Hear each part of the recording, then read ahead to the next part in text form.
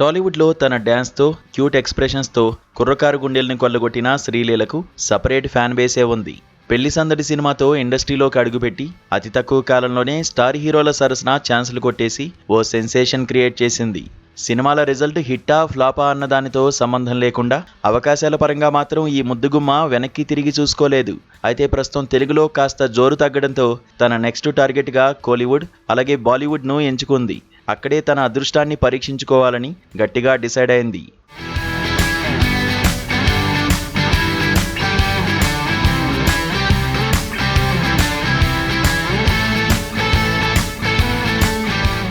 నిజానికి శ్రీలీల బాలీవుడ్ ఎంట్రీ చాలా గ్రాండ్గా జరగాల్సి ఉంది. Bollywood young and dynamic star Karthik Aryan సరసన స్టార్ డైరెక్టర్ అనురాగ్ బసు దర్శకత్వంలో ఈ బ్యూటీ హిందీ ప్రేక్షకులకు పరిచయం కానుందని వార్తలు వచ్చాయి.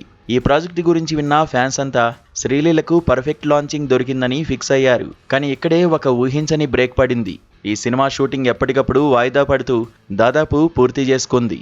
కార్తీక్ ఆర్యన్ రీసెంట్ సినిమాలు బాక్సాఫీస్ దగ్గర బోల్తా కొట్టడం, అంతేకాకుండా సయ్యారా సినిమాతో వస్తున్న కంపారిజన్స్ భయాల వల్ల మేకర్స్ డైలమాలో పడ్డారు.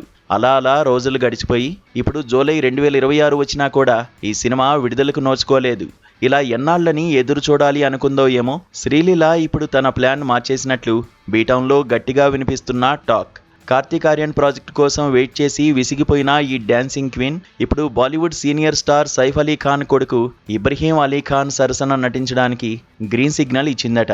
వీరిద్దరి కాంబినేషన్లో దిలేర్ అనే సినిమాతో హిందీ ఎంట్రీ ఇవ్వడానికి శ్రీలీల రెడీ అవుతున్నట్లు బాలీవుడ్ వర్గాలు చెబుతున్నాయి.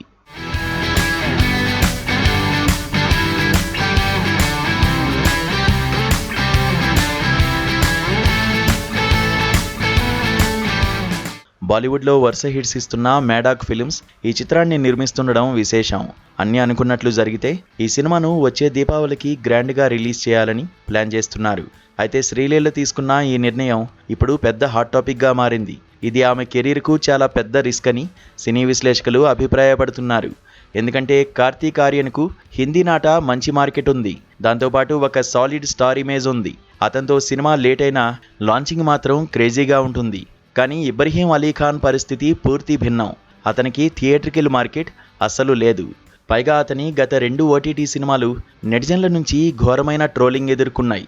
ఇప్పుడు అలాంటి బజ్ లేని హీరోతో శ్రీలీల తన బాలీవుడ్ డెబ్యూ చేయడం ఎంతవరకు కరెక్ట్? స్టార్ హీరో కోసం ఓపిక పడితే బెటరా, లేక ఏజ్ పరంగా తనకి సెట్ అయ్యే యంగ్ హీరోతో స్పీడ్గా ఎంట్రీ ఇవ్వడం బెటరా అనే డైలమాలో శ్రీలీల చిక్కుకుంది. మరి ఈ కన్ఫ్యూజన్కు ఎప్పుడు తెరపడుతుందో, శ్రీలీల ఫైనల్గా ఏ సినిమాతో బాలీవుడ్ స్క్రీన్ మీద మెరుస్తుందో చూడాలి.